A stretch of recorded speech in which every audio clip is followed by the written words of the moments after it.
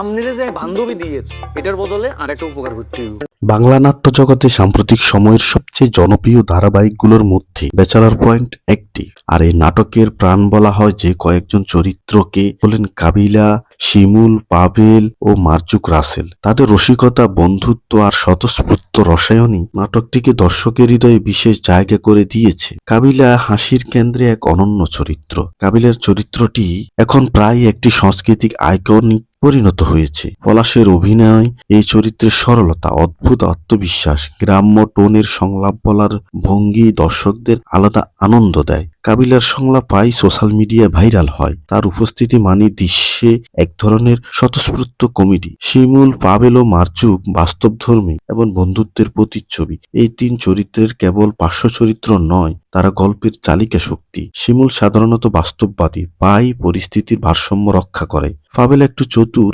সূক্ষ্ম উপাদান যোগ করে। মার্জুক তার স্বাভাবিক সংলাপ ও বডি ল্যাঙ্গুয়েজ দিয়ে দৃশ্যকে প্রাণবন্ত করে তোলে। তাদের কথোপকথন কখনো তর্কে, কখনো খুনসুটিতে, আবার কখনো আবেগে রূপ নেয়। এই পরিবর্তনশীলই আবহাওয়ায় নাটককে জীবন্ত করে। তাদের রসায়নের মূল শক্তি হলো টাইমিং ও বাস্তবতা। সংলাপ বলার ধরন, একে অপরের দিকে তাকানোর ভঙ্গি, পরিস্থিতি অনুযায়ী প্রতিক্রিয়া, সবকিছুতে বোঝা যায় তারা নিজেদের চরিত্রে কতটা স্বচ্ছন্দ। মনে হয় যেন ক্যামেরার সামনে নয়, বাস্তব জীবনে বন্ধুদের আড্ডা চলছে। ম্যাচ লাইফ, বন্ধুত্ব, প্রেম, সংগ্রাম সবই তরুণদের জীবনের অংশ। সহজ মুখের ভাষা, সংলাপ দ্রুত জনপ্রিয়তা হয়েছে। সোশ্যাল মিডিয়ায় প্রভাব, ছোট ছোট ক্লিপ ভাইরাল হয়ে চরিত্রগুলো আলাদা ব্র্যান্ডে পরিণত হয়েছে। অতি নাটকীয়তা নেই, বরং দৈনন্দিন জীবনের চাপ আছে। শিমুল ও পাভেল, মার্জুক ও কাবিলা সম্পর্কে কেবল হাসির খোরাক নয়, এটি এক ধরনের বন্ধুত্বের প্রতীক। ভুল বোঝাবুঝি, ঝগড়া এবং স্বার্থের দ্বন্দ্ব থাকলেও শেষ পর্যন্ত তারা একে অপরের পাশে দাঁড়ায় এবং এই দিকটাই দর্শকের কাছে সবচেয়ে হৃদয়গ্রাহী।